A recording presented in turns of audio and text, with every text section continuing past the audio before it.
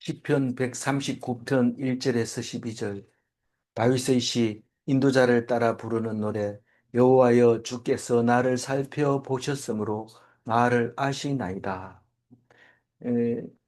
139편도 다윗의 시고, 어제 묵상한 138편도 다윗의 시고, 137편은 아니죠. 예. 누가 쓴 줄 모릅니다. 그렇지만 어, 아주 유명한 시로 역사적으로 아주 중요한 시였던 것을 볼 수 있습니다. 어, 이 디브리인의 합창, 그것으로 유명해졌고, 또 음, 바벨론 강가에서 하는 그 노래로 유명해졌던 137편을 그제 묵상하고, 어제는 다윗의 시를 묵상했는데, 다윗은 시편에서 감사와 찬송 받으시기에 합당하신 하나님에 대해서 이야기를 합니다. 그러면서 원수의 진노를 하나님의 손으로 딱 막아주셨다는 거예요. 우리를 위해서. 우리를 사랑한 거죠. 다른 사람이, 이, 우리 아기가, 어, 화를 내게 만들어서 그 아기를 혼낼 때 아버지가 가서 손을 탁 막아서 혼내지 못하게 한 것처럼 우리가 그 원수의 손에서 보호를 받게 되는데, 그 원수가 누굽니까? 뭐 미워하는 거, 우울한 거, 두려움, 두려운 거, 고통, 싫어하는 거. 근데 제일 시련. 마지막은 죽음이 두려우니까 그것까지도 손으로 탁 막고 있습니다. 또 오늘 말씀도 그 죽음에 대한 관계가 있는 겁니다. 그러니까 마지막 원수까지 생각할 수 있어야 이 시가 제대로 묵상된 겁니다. 내일 또 시편 139편인데 거기서 확실하게 마무리 짓지만 다 안 읽어도 내일 무슨 얘기 할지 알게 해 주십니다. 그래서 어, 하나님이 원수를 손 딱 막아주는 건 우리를 사랑하기 때문에 그런데, 우리가 아플 때는 도저히 살아날 가능성이 없는 것처럼 느껴집니다. 얼마나 아픈지, 이게 살아가지고 사람 구실하겠나 싶은데 어느 날 하나님이 탁 막아가지고 쌩쌩하게 하는데, 오히려 아프기 전부터 쌩쌩할 수도 있어요. 그게 하나님이 원수의 분노를 딱 막은 거지. 왜 원수가 그렇게 분노했는지 좀 알면 안 됩니까? 그 원수한테 그 분노를 안 일으키면 우리가 편안할 텐데 가르쳐 주세요. 이러면 내가 수없이 얘기했다. 하나님 말씀만 붙들고 딴 걱정하지 말고 그냥 말씀만 묵상하고 잠잠히 있으라 하는데, 왜 그래 싸돌아다니다가 그 감기 걸려가지고 말을 안 들어놓고 그랬더니 네 죽을 뻔했는데 내가 손으로 탁 막아서 내가 음, 분노를 막았다. 그 얘기를 기도하면 들을 수 있고, 안 그러면 뭐 다 아픈 거지 뭐 하나님이 막아서 그러냐 이런데, 그게 엄청난 차이가 있는 거죠. 그렇게 말하는 것과 기도하지 않는. 그 다윗의 시 읽어보면 엉뚱한 소리 하는 게 아닙니다. 우리도 충분히 할 수 있는 말을 하는데 실제로 기도해보라면 이 말이 안 나옵니다. 성경에서 다윗의 시를 읽을 때만 알아들 수 있고 우리 입으로 나올 수 있는 말이지, 우리가 모르거나 어렵거나 한 건 아니지만 우리 입으로 말 못합니다. 그래서 우리는 꼭 묵상을 해야 되는 거죠. 어, 원수가 우리를 대적해서 우리가 그냥 녹초가 되게 하고 다시 못 일어나게 한다면, 사실은 그건 누가 한 거예요? 하나님이 하나님. 하신 거예요. 그걸 생각을 안 하고 원수만 벌벌 떨고, 야, 감기에는 뭐가 좋더라. 이런 뭐 별의별 소리 다 합니다. 하늘 수박 삶아 먹어라 이러기도 하고 막 별소리 다 하는데 사람마다 다 틀려. 근데 하나님이 다 낫게 하면 낫는 거고, 죽음까지도 마찬가지입니다. 우리는 지금 죽음하고 다른 거하고는 완전히 별도로 생각하고 있는데, 죽음하고 원수하고 똑같은데 제일 마지막 원수라는 것만 다른 거지 다 똑같아요. 근데 그 원수를 이기면 우리가 감기 났듯이 죽음을 이기는 거죠. 하나님이 그렇게 해주는 거죠. 우리가 잘 못해도 하나님이 지켜줍니까? 잘 지켜주죠. 못해도 지켜줍니다. 우리 아들이 참 못된 짓을 하지만은, 그렇다고 해서 못된 짓을 했다고 아들을 죽여버리면 어떻게 될까요? 안 되잖아요. 아버지가 안 되잖아요. 그러니까 좀 마음이 아프고 섭섭하고 그렇지만 그래도 절대로 내버려 두지 않고 누가 혼내면 탁 맞고 그러면서 같이 살려놓는데 내가 하나님을 몰라서 두려워서 벌벌 떨지 알고 나면 떨 필요가 없어요. 그냥 입 다물고 그냥 하나님만 쳐다보고 있으면 되는 건데 그거를 지금 다윗은 우리에게 가르쳐 주고 있어요. 오늘 어제하고는 다른 거지만 편이 다른 거지 사실 뭐 다윗의 머릿속에 들어있는 거는 똑같은 말이에요. 주께서 나를 살펴보셨으므로 나를 아시나이다. 이 말은 자신 있는 거예요. 뭐가? 내가 하나님을 의지하고 하나님만 바라고 있다는 것을 하나님이 안다는 것. 살펴보시면 알 거 아니냐 이 말입니다. 우리 이 말 얼마든지 할 수 있습니다. 근데 기도하라 이러면 이 말을 할 수 있을까요? 우리 입으로. 하나님 봤잖아요. 내가 하나님만 의지하잖아요. 그런 말 나오자마자 속에서 막 뒤틀립니다. 내가 안 그랬는고 그런 말을 할 수 있나? 말이 안 나옵니다. 입이 천장이 붙어가지고 안 나옵니다. 내가 어제 못된 짓을 예쁜 여자를 보고 음식물 품었는 거, 간음죄에 딱 걸리는데, 꼼짝 못하는 거죠. 말을 못, 이런 기도를 할 수가 없는 거죠. 그럼 다윗은 안 그랬나? 그랬죠. 그래도 다윗은 하나님 앞에서 다 내놓고 얘기하는 거예요.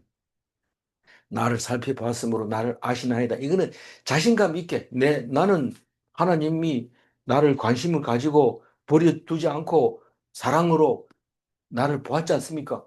그러면 내가 어떻게 했는지 알잖아요. 내가 그거를 하나님의 사랑을 아는 순간 나는 하나님을 안 떠난다는 사실을 1절에서 얘기하고 있는 거죠. 2절 읽어볼까요?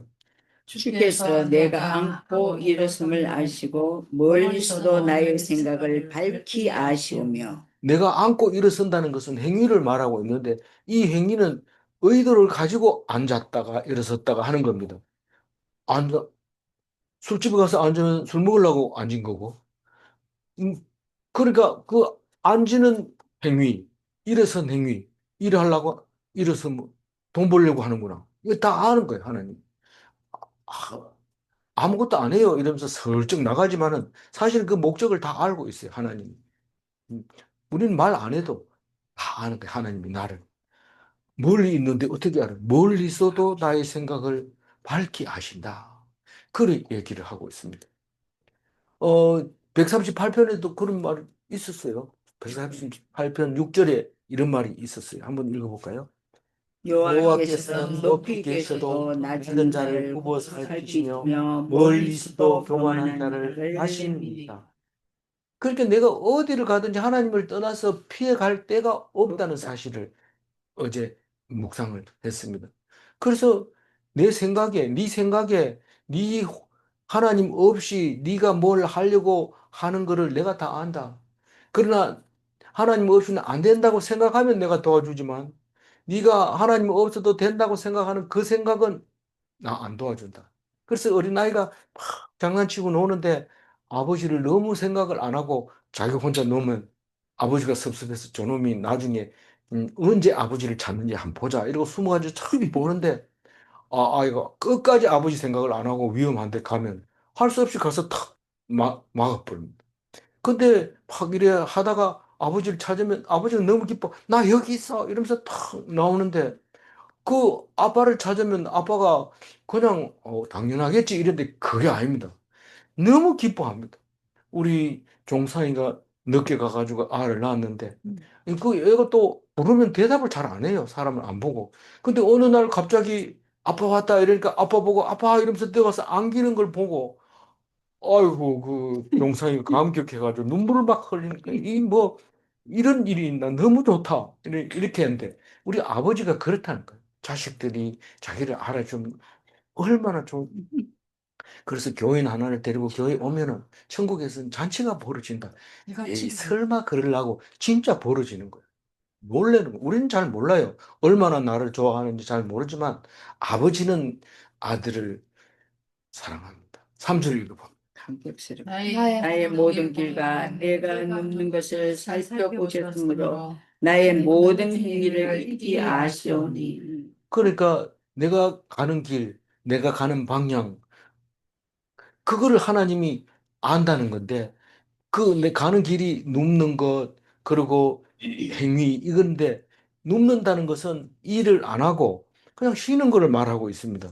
내가 목적이 없이 그냥 누워 있는데 제대로 누워 있는지, 아침이 되면은 감기 걸릴 자리에 누워 있는지, 그런 걸 하나님이 다 보고, 그리고 하나님을 의지하고 누웠는지 자기 나름대로 했는지, 난리 법석을 떨고 잠자리를 잘 만들어 가지고 거기 들어가서 잔다 할지라도 찬바람이 싹 불면 아무리 잘했던 것도 다 추워서 일어나면 감기 걸리고 이랬는데, 근데 하나님이 도와주면 아유 너 이렇게 참는데 자면 안 된다 이러면서 바깥에서 온도를 맞춰서 이렇게 해준 걸 모르죠. 일어나 봐도. 이 성경을 3절, 이 시편 139편 3절 읽어본 사람은 어유 저녁에 하나님이 온도를 딱 맞추게 해서 잘 잤습니다. 하나님 감사합니다. 이럴 텐데 이걸 3절 안 읽어본 사람은 당연한 걸로 생각하는 거죠. 당연한 게. 그래서 나의 모든 행위를 아는 분, 이러면 행위 이러면 우리가 신약을 읽어봤고 다 읽어봤기 때문에 행위 이러면 뭐가 생각이 나야 돼요? 믿음. 우리의 믿음을 아시는 분. 믿음이 행위인 거예요. 아무리 착한 일을 해도 믿음이 없으면 악하다고 얘기를 해요, 하나님이. 그래서 그 믿음의 행위를 하나님이 보고 계신다. 언제부터 익히 알고 있는데 사실은 태어나기 전부터 그보다 더 창세 전부터 너를 내 자녀 삼았다라고 얘기를 하고 있는 겁니다. 마음이 되게 편하죠. 언제부터 하나님 알았어요? 내가 그때 교회 간 날부터 알았다. 이러면은 교회에 누가 나를 데리고 갔었지? 그때 내가 받은 음성이 뭐였지? 이러면서 계속 그걸 생각하는데 그게 아니고 태초부터 태어나기 전부터 하나님이 나를 알고 그렇게 나를 만들어 왔다. 그래 생각하면 참 감사하고 기쁠 수밖에 없는 거죠. 그러면 4절 읽어볼까요? 여호와여 내 혀의 말을 알지 못하는 것이 하나도 없으시리이다. 사람은 못하는 게 많습니다. 내가 말을 했는데 엉뚱한 대답을 합니다. 뭐 이거 음식 좀 갈아서 주면 좋겠다 이러면 갈아줘요? 이러면서 가나 이러고 이렇게 보면 딴짓을 하고 있어요. 뭐 붙이기 붙이고 있어요.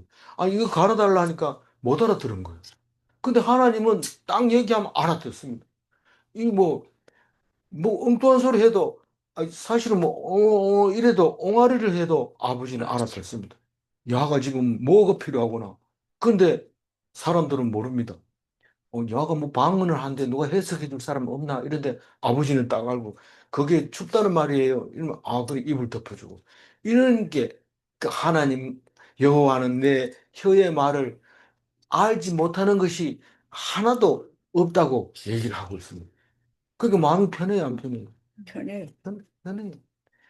그런데 하나님 사절 안 읽어본 사람은 하나님이 알아주는지 모르니까 네가 내 말 좀 들어봐라. 내가 어제 저녁에 이런 일이 있었잖아. 네가 있으니까 그래도 내 말하고 나니 속이 시원한다. 계속 이런 얘기만 하고 있어요. 그래서 친구가 너무 좋다. 내 얘기 들어주는 사람 하나도 없는데 네가 최고 내 늙어가지고 친구가 보다 더 좋은 거 없다. 헤어지면서 친구야 건강해래. 잘 먹고 잘 자고 알았지? 다음에 또 만나자. 영감 둘이 헤어지는데 눈물겹더라고요. 여기 팔달 역에서 헤어지는데. 저렇게 간절한. 하나님 믿는 사람은 그거 보면 우습죠. 배꼽 잡고 우습지만 자기들은 지금 진심으로 하는 거예요. 그렇지. 그러다 그 친구 하나 죽으면 그다음부터는 실실 앓다가 그냥 같이 죽는 거예요.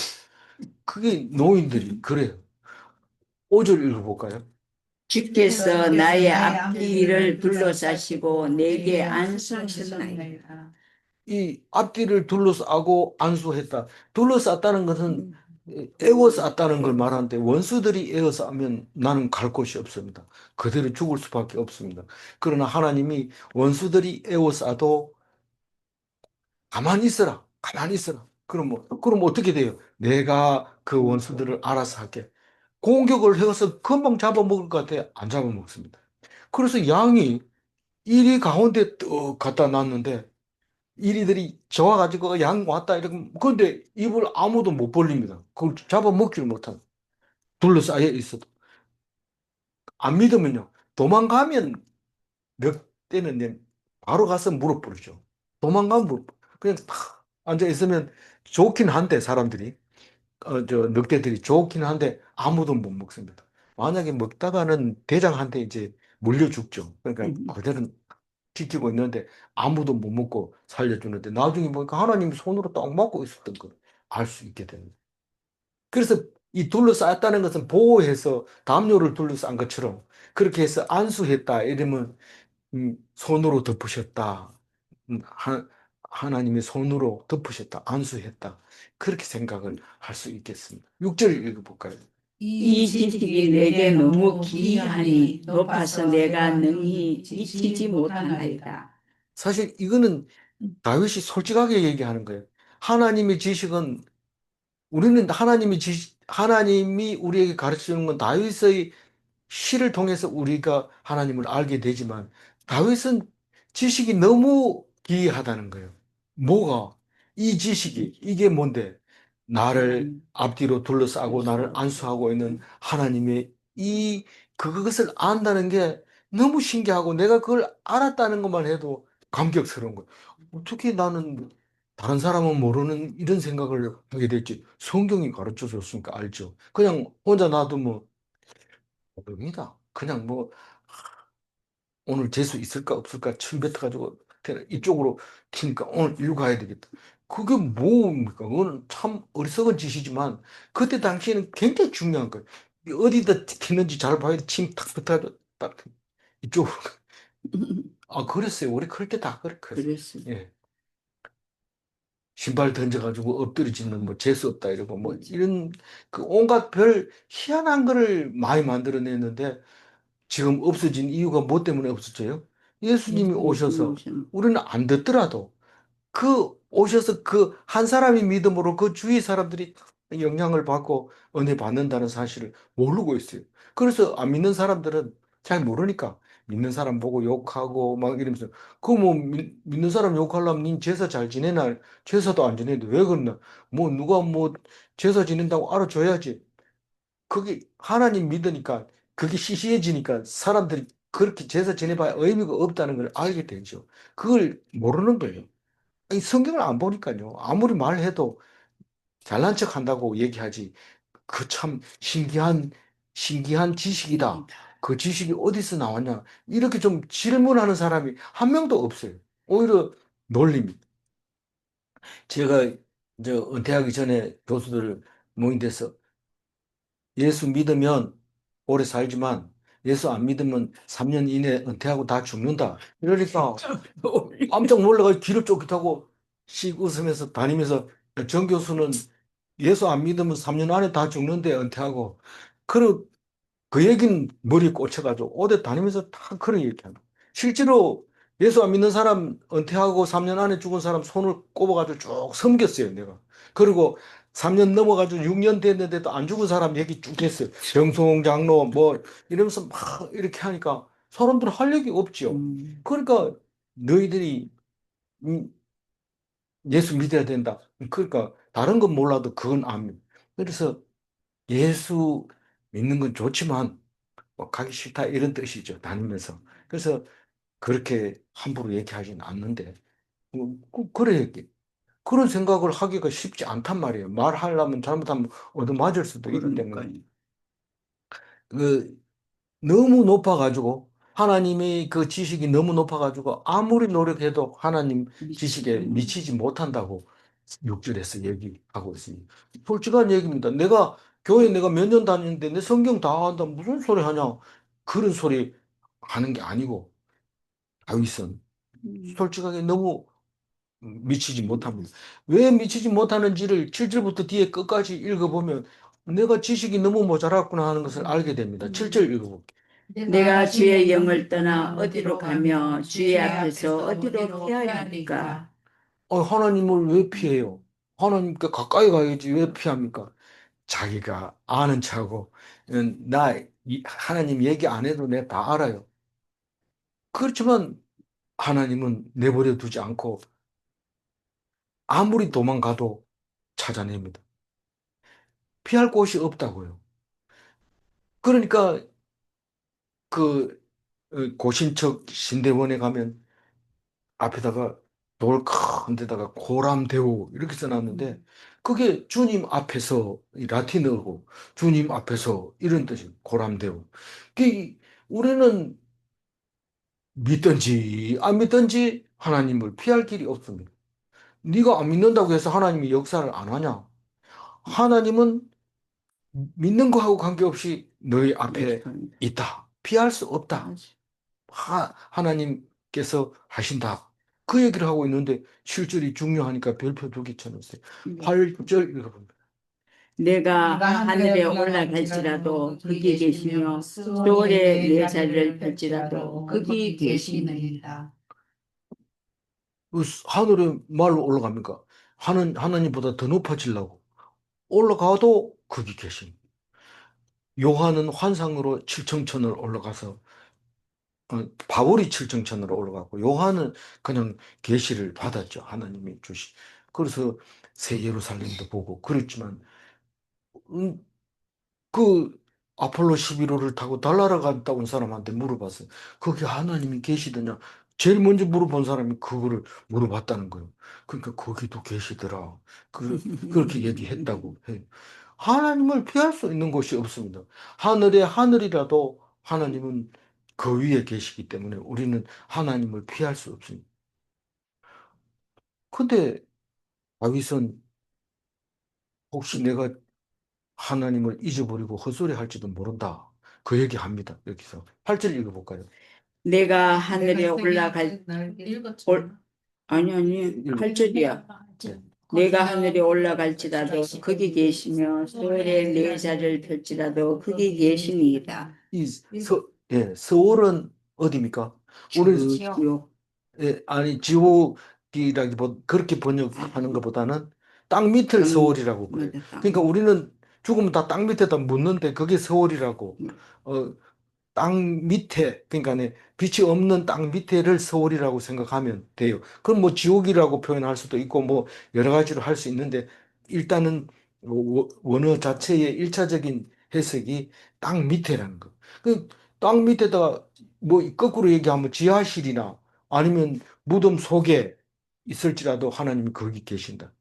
근데 뭐 한때는 죽었다가 깨어나는 사람들이 꽤 많으니까 이 중세 때만 해도 그 사람이 죽으면 그 옆에 줄을 하나 이렇게 달아가지고 놔두고 혹시 깨어나면 잡아당기도록 그렇게 줄을 매놓고 바깥에 종을 이렇게 달아가지고 오랫동안 그렇게 그 매장을 했던 데가 있더라고요. 사실인지는 모르지만 하여튼 그게 그런 자료가 있어요. 그러면 이게 우리가 땅 밑에 들어가면 그게 서울이라고 생각을 하게 되는데 거기서도 하나님 계신다. 그렇게 얘기를 하고 있습니다. 이거는 뭐라고 표현할 수가 없어서 이렇게 한 거지. 사실은 뭐, 그, 이 말 자체가 땅속에 들어간 사람이 하나님을 찾을지 그걸 모르잖아요. 어쨌든 뭐 하나님을 피할 길은 없다. 구절 읽어볼까요? 내가 새벽 날개를 치며 바다 끝에 가서 거주할지라도. 이 바다 끝이라고 하는 것은 우리가 갈 수 있는 최대한을 끝을 말하고 있는 건데 이 성경 쓸 때만 하도 일반 지식으로는 평평한데 그 끝에는 가본 적은 없지만 분명히 바다 끝에는 바다가 끝났을 거다 이렇게 생각을 하고 둥그렇다고 생각하고 그래 생각을 하고 있었을 텐데 성경은 그보다 훨씬 뛰어넘는 지식을 가지고 쓰기 때문에 옛날 어떤 지식을 가지고 있었느냐 그게 중요한 게 아니고 어쨌든 우리가 갈 수 있는 곳까지 가는데 그냥 갈 수 있나요? 새벽에 일찍 일어나야지 그리고 열심히 노력해야지 갑니다. 새가 바다 끝에까지 가는데 새벽에 일어나서 열심히 지어야 가는 게 바다 끝인데 거기 간다 하더라도 하나님은 거기 계신다. 네가 하나님을 피해서 간다는 것은 불가능하다라고 얘기합니다.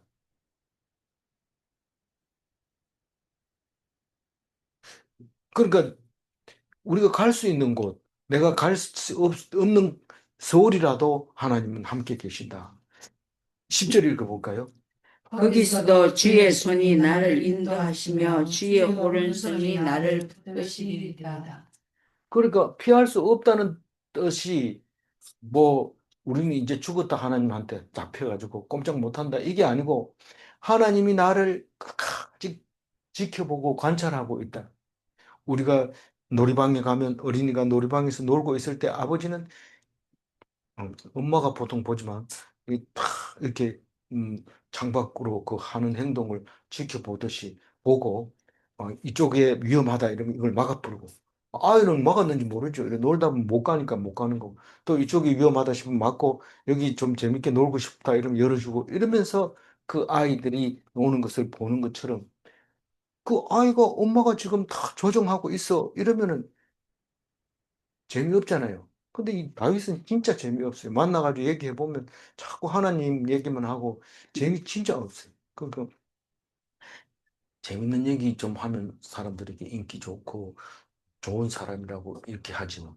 그렇지만 하나님 말씀만 붙들면 재미없는데 결국은 우리에게만 좋은 거예요. 후손들에게 이 말씀. 다윗의 노력으로 애쓴 보람으로 우리가 하나님을 알게 되고 지식을 깨닫게 되는 것이 참 감사한 일이죠. 나를 인도하시고 나를 붙든다. 니 봤나? 붙든다. 믿는 거죠. 그러니까 얼굴 표정이 불안한 게 하나도 없어요. 그 아이가 아버지가 그렇게 도와준다. 그런데 아버지 애 내버리고 갔는 그 고아는 늘 불안함. 선생님이 없어도 불안합니다. 이 분리 불안이 생겨가지고 다시는 선생님이 안 나타나면 어떡하지? 그러면서 울기도 하고 그렇게 하는데 우리 그럴 필요 없어요. 울 필요도 없고 그냥 편안하게 이 목자가 있는 양처럼 살면 되는 11절 읽어보면 내가 혹시 말하기를 흑암이 반드시 나를 덮고 나를 두른 빛은 밤이 되리라 할지라도. 제가 이 12절까지 읽으면서 시간을 많이 할애한 게 11절, 12절인데 무슨 말입니까? 내가 혹시 말하기를 이 말은 불신의 말을 내가 할지라도 이 말입니다. 내가 불신의 말, 이거 뭔 불신의 말을 하는데 흑암이 반드시 나를 덮고 이 병으로 나 죽을 것 같아. 못 살아날 것 같아. 그리고 나는 반드시 죽어. 이렇게 생각하는 걸 말하고 있는 겁니다. 나를 덮고 나를 두른 빛이 밤이 되리라 할지라도 여기서 흑암이라고 하는 단어는 어, 어디, 이게 죽음이나 마찬가지, 허감이, 단어가 죽음인데, 여기서는 허감으로 번역을 한 겁니다. 그러니까 나는 반드시 죽을 거야. 뭐 그렇게 아무리 애써봤자 나는 죽을 거야. 그렇게 혹시 내가 말할지라도, 그리고 또 나를 두른 빛은 밤이 되리라. 이 두른 빛이 밤이 되리라 이 말은 지금 나는 비록 빛 가운데 기쁨으로 살고 있지만 이 빛이 밤이 오면 사라져 버리고 나는 애쓰고 노력하고 공을 들이든 이런 모든 것은 어둠이 오면 다 사라져 버리고 아무 소용이 없어. 이렇게 말하는 걸 11절처럼 다윗이 노래하고 있는 거예요. 멋진 노래잖아요. 이렇게 똑같은 얘기를 하는데 이렇게 멋있게 못 하잖아요. 우리는 사, 사람 삶은 다 그렇지 뭐 언제 다 죽지 뭐 안 죽는 사람 누가 있나 이래 얘기하는 게 바로 11절처럼 얘기하고 있는 거예요. 죽음이 흑암이 나를 덮고 나를 두른 빛이 밤이 되리라 할지라도 절망에 빠져가지고 나는 이제 희망이 없다고 얘기할지라도 12절 읽고 주에게서는 흑암이 숨기지 못하며 밤이 낮과 같이 비추이 나니 주에게는 흑암과 빛이 같음이니이다. 그게 하나님을 빛으로 표현한 것이 너무 멋있는 거예요. 너무 멋있는 거예요. 왜 그러냐 하면 부정한 것을 만나면 우리가 부정하게 되잖아요. 근데 선한 성물을 만지면 우리가 성스러워지는데 그 성물을 싼 보자기를 가지고 딴 걸 싸면 성물이 돼야 되는데 성물이 안 되면 바로 이 말씀이 해석이 안 되는 거예요. 빛이 어둠을 이길 수밖에 없게 돼 있어요. 근데 이 나에게 지금 빛이 있지만 곧 밤이 될 거다라고 생각하고 어두움의 세력을 더 힘이 세다고 생각하는데 어두움은 권세가 빛이 오면 사라집니다. 근데 그걸 가지고 우리는 결국 죽지 않는다는 말을 만들어내는데 13절부터 그 이야기를 하고 있는데 우리가 알아듣기 좋게 얘기한 게 아니라 원수를 원수를 사랑하라고 그랬잖아요, 예수님이. 네. 근데 내일 하반절을 읽어보면 왜 원수는 죽여야 되는 게 원수예요. 원수는 죽여야 되는 거. 그러니까 해렴해야 되는 거. 싹 죽여야 되는 거. 그게 원수예요. 하나라도 남겨놓으면 안 되는 게 그게 원수인데 원수를 미워하고 죽이는 것이 하나님이 우리에게 빛을 비추는 거다라고 얘기를 하고 있어요. 그래서 흑암이 숨기지 못하며 너에게서는 흑암이 숨기지 못하며 이 말은 빛이 빛 모르게 흑암이 우리를 덮쳐서 음, 죽여버리거나 그렇게 못한다는 거예요. 그러니까 우리가 죽는다고 하는 것은 하나님이 다 알고 있다는 거예요. 근데 그 빛을 비추면 그 죽음은 사라진다는 거예요. 밤이 낮과 같이 비추이나니 죽음인데도 살아있는 것과 같이 한다 이 말입니다. 하나님이. 그래서 우리는 죽는 게 아니라 새 하늘과 새 땅에 있는 새 예루살렘에 들어가는데 이 땅의 빛보다 훨씬 더 밝은 예루살렘입니다. 그곳이. 안 믿어집니까? 이게 11절, 12절은 그 얘기를 하고 있습니다. 그래서 주에게는 흑암이, 빛이, 흑암과 빛이 같습니다. 어둠이 와봐야 빛이 있으니까 어둠은 소용없어. 어둠이 아무리 와도 그 빛을 이겨낼 수가 없는 거죠. 그래서 하나님은 죽음이 없어요. 하나님은 죽음이 없어요. 근데 우리는 그 죽음이 없는 하나님을 아버지라고 부르기 때문에 우리 또한 죽음이 있어서는 안 됩니다. 하나님은 하나님이니까 안 죽고 우리는 사람이니까 죽고 이렇게 얘기하면 믿음이 없는 거고 하나님의 아들이라는 것은 그냥 입에 발린 소리고 안 믿어지는 거예요. 전심으로 믿지 않는다는 말입니다. 그래도 믿다가 죽으면 손해잖아요. 믿어가지고 손해난 거 하나도 없습니다. 절대로 안 손해나니까 믿어가지고 끝까지 하나님 앞에서 죽지 않는 삶을 사시기 바랍니다. 12절 다시 한번 읽고 마무리하겠습니다. 주에게서는 흑암이 숨기지 못하며 밤이 낮과 같이 비추이나니 주에게는 흑암과 빛이 같음이니이다. 예. 하나님이 모르는 죽음은 없습니다. 하나님은 어둠이 없고 밤이 낮과 같습니다.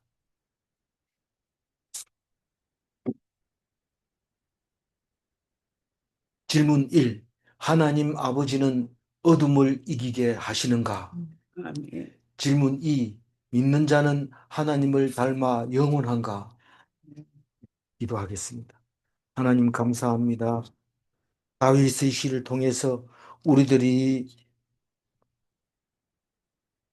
원수가 무엇인지 알게 해주시고 빛이 무엇인지 알게 해주시고 죽음이 무엇인지 알게 해주시고 반드시 이기고 반드시 영원한 나라의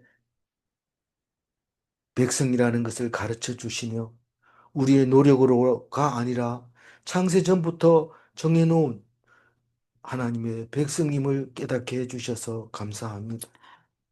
하나님을 믿는다고 하면서 거룩하지 못하고 하나님을 믿는다고 하면서 세상 사람들보다 더 못한 것을 발견할 때 주님 용서하여 주시고 우리를 깨끗게 하여 주셔서 하나님 닮게 하시고 영원한 삶 속에서 살아가게 하여 주옵소서. 인도하여 주실 줄 믿사옵고 감사하며 우리 주 예수 그리스도 이름으로 기도 올리옵나이다. 아멘.